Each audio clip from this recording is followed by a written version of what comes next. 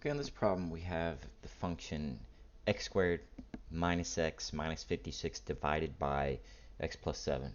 The problem asks us to find f prime of x, f double prime of x, and f triple prime of x, which means the derivative, the second derivative, and the third derivative. Okay, so at first glance, it looks like this problem is going to be a little bit tough. We have a quotient, which you may or may not know about the quotient rule yet, but it looks like it's going to involve the quotient rule. However, we could probably save ourselves a little work if we look at the top, it's a quadratic, and ask ourselves, okay, can that be factored? Because if it can be factored and reduced, this problem gets much simpler. So it turns out that the numerator can be factored into x minus 8 and x plus 7. Okay, so how does that help us? Well, we can reduce these terms. So we get x minus 8. Okay, so we have now just x minus 8 for f of x instead of x squared minus x minus 56 all over x plus 7. Okay, so if f of x is equal to x minus 8, the first derivative, well, we do this term by term. Okay, the derivative of x is just 1. Okay, and the derivative of any constant is 0. So we take the derivative term by term, so we get 1 plus 0 equals 1. So f prime of x is equal to 1.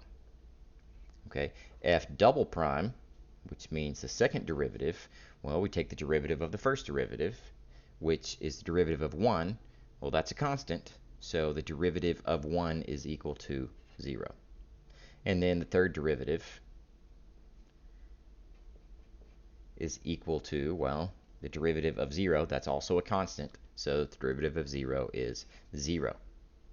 Okay, you could ask yourself in terms of graphically, what does that mean? Why are we getting the derivative of 0? Okay, well, if you think about what a derivative is, it is a slope. Okay, so if we start here and we say, okay, well, what is the slope of x minus 8? Well, that's a linear function. Okay, and the slope of x minus 8, it's constant. It's the number in front of x.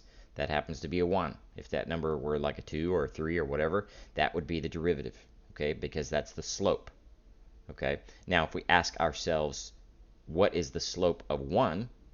Well, 1, if we graphed 1, okay, let me get a different color here. This is the line f of x equals 1, and we'll call it f prime of x equals 1. So we've graphed it. So what is the slope? Well, we can see that the slope there is 0. There's no change. There's no rise over run. It's constant. So the slope there is 0. And of course, the same would apply for 0. Okay, the slope would be constant.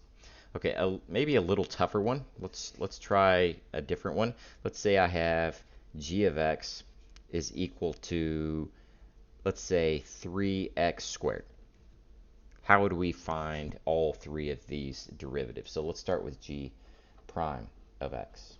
Okay, so the first derivative of x. Okay, so the power rule on this says that when you have something like this, x squared, and you're taking the derivative with respect to x, you simply bring down the exponent and multiply and subtract that exponent by 1. So we get 2, and then 3x, and then to the 2 minus 1, parentheses. Writing this out so we can see where all the numbers came from. So the 2 times the 3 gives us a 6. So 6x, and then the 2 minus 1 gives us a 1. We don't need to write a 1 exponent. Okay. The second derivative, so double prime. Okay, well, this is a linear function now, so we can see that the slope is 6. But also, when you take the derivative of this and it's just an x term, you do the 1. Bring down the 1, that doesn't change anything. Subtract 1, so we could do it this way. 1, bringing down the exponent, times 6x to the 1 minus 1. Okay, so 1 times 6 is 6, and then that would give us x to the 0 power. Well, what is x to the 0 power? Well, it's 1, so we get 6. Okay, and then finally, the third derivative of x would be the derivative of 6. Well, the derivative of 6 being a constant is 0.